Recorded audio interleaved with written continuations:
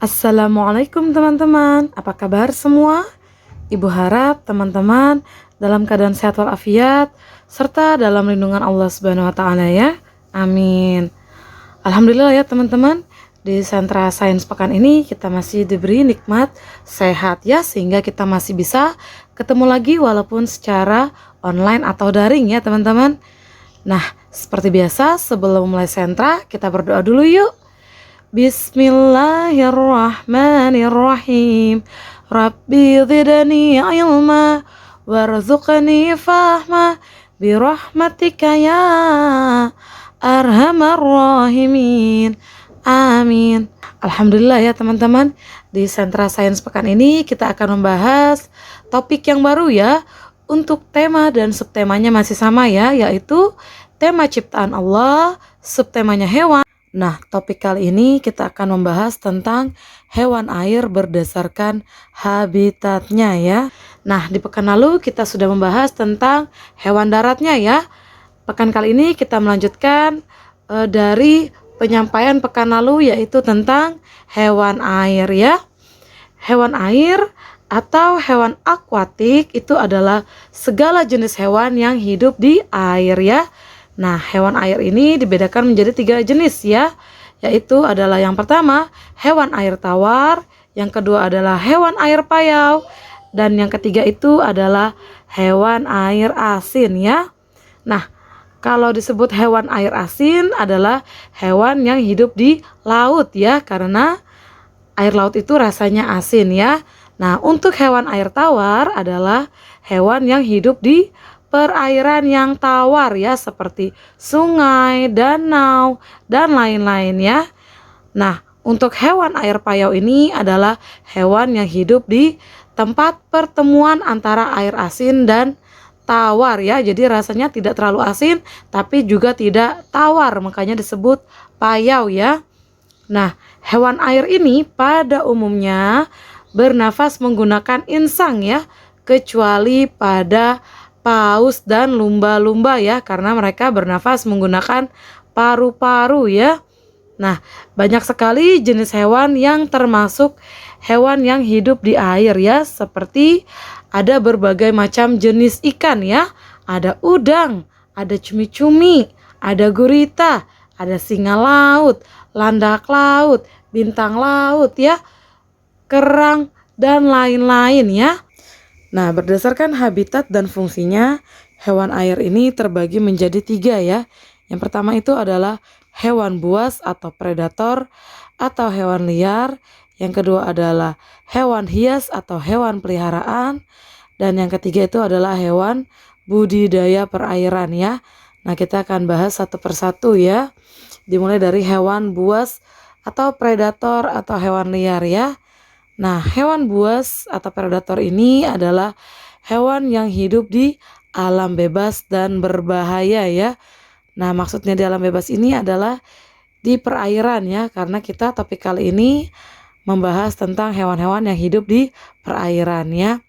Nah, sebenarnya ada banyak sekali ya contoh-contoh hewan buas atau predator lainnya yang hidup di perairan ya, seperti buaya, ular ya, paus, hiu, komodo ya, banyak sekali ya teman-teman ya. Nah, ibu akan memberikan beberapa contoh hewan buas yang hidup di air ya. Yang pertama itu adalah hiu, yang kedua itu adalah buaya ya. Nah, kita akan bahas dari hiu dulu ya. Hiu merupakan salah satu predator atau hewan buas atau hewan liar yang hidup di lautan yang luas ya. Dan hiu itu bernafas menggunakan liang insang ya. Nah, hiu itu sekarang menjadi salah satu hewan yang dilindungi ya, karena hiu itu sering diburu secara liar untuk diambil siripnya ya, dan dijadikan sebagai bahan makanan oleh beberapa negara seperti negara Jepang ya. Nah, hiu itu memiliki karakteristik atau keunikan, yaitu memiliki gigi taring yang tajam seperti gergaji, memiliki sirip punggung yang berbentuk seperti segitiga dan berdiri tegak ya. Lalu memiliki bentuk kepala yang meruncing, lalu sisiknya berasal dari tonjolan kulit yang teksturnya seperti duri halus ya. Sebenarnya masih banyak ciri atau keunikan lainnya yang dimiliki oleh hiu ya. Nah, adapun contoh-contoh hiu itu ya yang kita biasa sering mendengar ya. Ada hiu martil, ada hiu gergaji, dan lain-lain ya. Nah, pada umumnya hiu itu termasuk hewan karnivora ya atau pemakan daging ya. Kita bisa lihat dari susunan giginya ya. Karena hiu itu suka sekali memakan ikan-ikan kecil dan mamalia yang ada di laut ya. Namun spesial buat satu jenis hiu yaitu hiu sekop termasuk ke dalam golongan omnivora ya, atau pemakan tumbuhan dan daging ya. Karena hiu sekop ini selain memakan ikan-ikan kecil, dia juga memakan tumbuhan air ya, seperti lamun ya. Lamun ini adalah sejenis rumput laut yang berada di dasar laut dangkal ya. Nah, hiu itu berkembang biak dengan cara bertelur dan melahirkan atau ovovivipar ya. Tapi hiu tidak termasuk ke dalam kelompok mamalia karena tidak memiliki kelenjar susu ya. Nah, yang kedua itu adalah buaya ya. Buaya ini merupakan jenis reptil berbahaya yang termasuk ke dalam kelompok hewan yang dapat hidup di dua alam ya, yaitu di darat dan di air ya. Pada umumnya buaya itu hidup di perairan tawar seperti sungai, danau, dan rawa ya. Namun ada beberapa buaya yang hidup di air payau ya, seperti buaya muara ya. Air payau ini adalah air yang terjadinya pertemuan antara air asin dengan air tawar ya. Jadi tidak terlalu asin dan tidak terlalu hambar. Adapun beberapa jenis dari buaya ya, yaitu buaya rawa, buaya muara, dan lain-lain ya. Nah, buaya itu memiliki karakteristik atau keunikan yaitu buaya bernafas menggunakan paru-paru, memiliki gigi yang tajam dan panjang, memiliki moncong atau mulut yang panjang, memiliki cakar pada kakinya, memiliki kulit yang kasar ya, atau memiliki sisik yang tebal, serta memiliki ekor yang panjang dan kasar ya. Nah, buaya ini termasuk ke dalam hewan karnivora atau pemakan daging ya, karena suka memangsa unggas dan mamalia yang ada di sekitarnya. Jadi kita sebaiknya menghindari buaya ini ya teman-teman ya, karena termasuk hewan yang berbahaya. Nah, buaya itu berkembang biak dengan cara bertelur atau ovipar ya. Nah, kita akan pindah ke jenis hewan berikutnya ya, yaitu adalah hewan hias atau hewan peliharaan ya. Hewan hias adalah hewan yang secara sengaja dipelihara untuk memperindah suatu tempat atau ruangan ya. Pada umumnya hewan hias itu berupa ikan hias ya, yang ditempatkan ke dalam sebuah kolam khusus atau akuarium ya. Hewan hias ini cenderung adalah hewan yang dapat hidup di air tawar ya. Contoh hewan hias itu banyak sekali ya. Ada ikan koi, mas koki, ada cupang, ada lohan, dan ada kura-kura ya. Dan sebenarnya masih banyak jenis hewan hias lainnya ya. Nah, Ibu akan memberikan contoh beberapa hewan hias yang hidup di air beserta karakteristik yang dimilikinya ya. Yang pertama itu adalah ikan lohan, yang kedua adalah kura-kura ya. Nah, ikan lohan ini merupakan salah satu jenis ikan hias yang harganya cukup mahal ya, yang biasanya dipelihara di akuarium ya, karena termasuk jenis ikan yang hidup di air tawar ya. Nah, karakteristik atau keunikan yang dimiliki ikan lohan yaitu terdapat benjolan atau gundukan pada bagian kepalanya ya. Lalu memiliki warna sisik yang indah yang terkadang terdapat motif berupa huruf Latin atau huruf Mandarin atau mungkin angka yang unik ya. Lalu dia memiliki ukuran kepala yang nampak kecil serta bibirnya terlihat monyong atau manyun ya, dan agak tebal ya. Nah, Keseluruhannya tubuh dari hewan lohan ini memiliki bintik-bintik kecil yang tampak seperti mutiara ya. Dan ikan lohan ini memiliki sirip dan ekor yang lebar ya. Nah, ikan lohan ini juga termasuk kategori hewan karnivora atau pemakan daging ya. Karena suka memakan cacing ya, biasanya dalam bentuk pelet ya. Nah, ikan lohan itu berkembang biaknya dengan cara bertelur atau ovipar ya. Nah, kita akan pindah ke contoh yang kedua yaitu adalah kura-kura ya.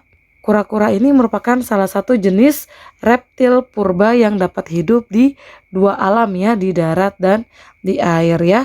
Kura-kura ini bernafas juga menggunakan paru-paru ya. Nah, kura-kura dan penyu ini adalah dua jenis yang berbeda walaupun banyak memiliki kesamaan ya, seperti sama-sama memiliki cangkang dan hidup di dua alam ya. Namun kura-kura ini lebih banyak menghabiskan hidupnya di darat ya, berbanding terbalik dengan penyu yang lebih banyak menghabiskan hidupnya di perairan ya, di laut ya. Adapun karakteristik atau keunikan yang dimiliki oleh kura-kura ya, yaitu memiliki cangkang atau batok atau rumah ya sebagai alat pelindungnya ya. Lalu memiliki 4 kaki, lalu bersisik, kemudian dapat memanjangkan lehernya serta dapat memasukkan seluruh tubuhnya ke dalam cangkangnya ya. Nah, kura-kura ini juga berjalan lambat saat berada di darat ya. Dan kura-kura itu juga memiliki ekor yang pendek ya. Nah, kura-kura ini dapat hidup di berbagai tempat seperti gurun, padang rumput, hutan, rawa, dan sungai ya. Nah, kura-kura ini jika hidup di perairan lebih menyukai hidup di perairan tawar berbanding terbalik dengan penyu yang kalau hidup di perairan lebih suka di perairan asin ya atau lautan ya. Nah, pada umumnya kura-kura ini termasuk hewan herbivora atau pemakan tumbuhan ya, terutama bagi kura-kura yang banyak atau lebih sering menghabiskan hidupnya di daratan ya teman-teman ya. Namun ada beberapa jenis kura-kura yang termasuk karnivora atau pemakan daging ya, dan ada pula yang termasuk omnivora atau pemakan daging. Dan contoh kura-kura yang termasuk omnivora itu adalah kura-kura Brazil ya, karena dia suka mengkonsumsi sayur-sayuran, buah-buahan, cacing, serangga, udang, dan ikan ya. Nah, kura-kura ini berkembang biak dengan cara bertelur atau ovipar ya. Nah, kita akan pindah ke jenis hewan atau kelompok hewan yang berikutnya yaitu adalah hewan budidaya perairan ya. Nah, budidaya perairan atau aquaculture adalah pemeliharaan dan penangkaran berbagai macam hewan atau tumbuhan perairan ya. Nah, di Indonesia kegiatan budidaya ini dapat dilakukan dengan cara membuat kolam atau empang ya. Bisa juga membuat tambak, tangki, keramba, serta keramba apung ya. Nah, adapun beberapa contoh hewan yang biasa dapat dibudidayakan ya, terutama di Indonesia ya, yaitu adalah berbagai macam jenis ikan seperti ikan lele, nila mujair, gurame, patin, dan gabus ya. Terus ada juga hewan lainnya seperti udang, tiram, kerang mutiara, rumput laut, atau alga ya. Nah, adapun manfaat yang didapatkan dengan adanya budidaya perairan itu sendiri ya, yaitu yang pertama terpenuhnya kebutuhan bahan pangan ya, karena hewan-hewan ini dapat dikonsumsi ya rata-rata ya, dan dapat meningkatkan ekonomi masyarakat karena dapat dijadikan sebagai sumber penghasilan ya, dapat dijual ya. Nah, Ibu akan memberikan contoh hewan yang sering dibudidayakan beserta karakteristiknya ya. Yang pertama adalah ikan nila, kedua adalah kerang mutiara ya. Nah, kita akan bahas dari ikan nila dulu ya. Ikan nila merupakan salah satu jenis ikan tawar yang sering dibudidayakan ya. Karakteristik atau keunikan ikan nila yaitu memiliki bentuk tubuh yang memanjang dan pipi ke samping ya, dengan warna putih kehitaman ya. Lalu ikan nila ini memiliki daging yang tebal dan rasanya enak ya. Kemudian ikan nila ini memiliki sirip yang tajam seperti duri ya. Nah, ikan nila ini termasuk ke dalam kelompok hewan omnivora ya, yaitu pemakan tumbuhan dan daging ya. Karena ikan nila ini suka sekali mengkonsumsi plankton ya. Nah, ikan nila ini berkembang biaknya dengan cara bertelur atau ovipar ya. Nah, kita akan pindah ke hewan yang terakhir. Hewan yang kedua itu adalah kerang mutiara ya. Kerang mutiara adalah jenis kerang penghasil mutiara ya. Mutiara ini dapat menjadi perhiasan yang mahal ya. Nah, kerang mutiara ini dapat hidup di perairan tawar ataupun asin ya, seperti di laut ya, tergantung dari jenis kerang mutiaranya ya. Karena kerang mutiara ini ada macam-macam jenisnya ya teman-teman. Nah, kerang mutiara merupakan jenis hewan moluska. Moluska ini adalah hewan yang bertubuh lunak ya. Nah, adapun karakteristik atau keunikan yang dimiliki oleh kerang mutiara ya, yaitu memiliki sepasang cangkang yang keras yang bentuknya pipih ya, serta tidak sama ya. Misalnya itu cangkang bagian atas lebih pipih, sedangkan cangkang bagian bawah lebih cembung ya. Nah, cangkangnya ini juga memiliki otot yang kuat ya, yang berfungsi untuk dapat membuka dan menutup cangkang ya.